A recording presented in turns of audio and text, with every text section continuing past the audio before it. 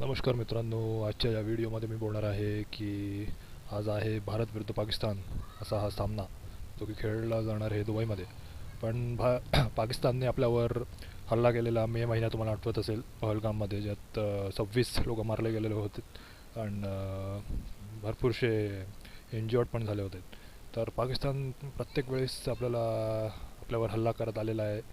तर हे कसं काय आपली भारत सरकार आणि खेळाडू जे नेहमी म्हणतात की आम्ही पाकिस्तानसोबत खेळणार नाही किंवा पाकिस्तानमध्ये खेळायला जाणार नाही, त्यांना काय झालेलं आहे?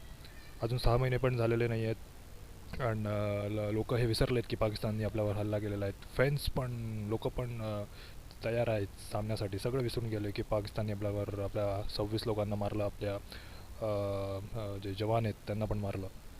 तर कसं काय हे होतं? आणि म्हणजे पैशासाठी कोणी पण काही करू शकते या जगात.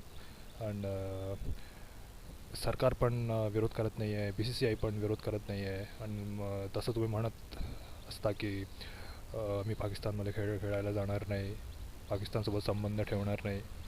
मग पैशासाठी कशाला संबंध ठेवताय?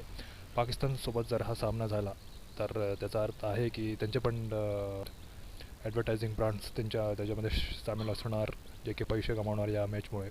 आणि त्यांना फायदा होणार. मग तोच पैसा पुढे जाणार अतिरेक्यांपर्यंत, दहशतवाद्यांपर्यंत.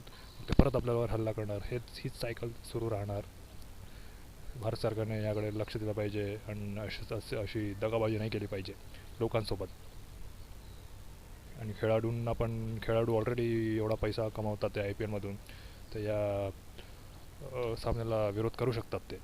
पण ते का करत नाही आहे? का एक पण खेळाडू पुढे आला नाही? का BCCI पण पुढे आली नाही? मोदी पण का काही म्हणत नाही आहे? सगळा पैशाचा खेळ आहे. पैशासाठी सगळे वागतात, पैशासमोर. आणि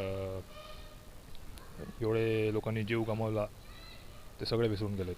म्हणजे माणसाच्या प्राणाची किंमत एवढी स्वस्त आहे का? सामन्या एवढी किंमत आहे लोकांच्या रक्ताची?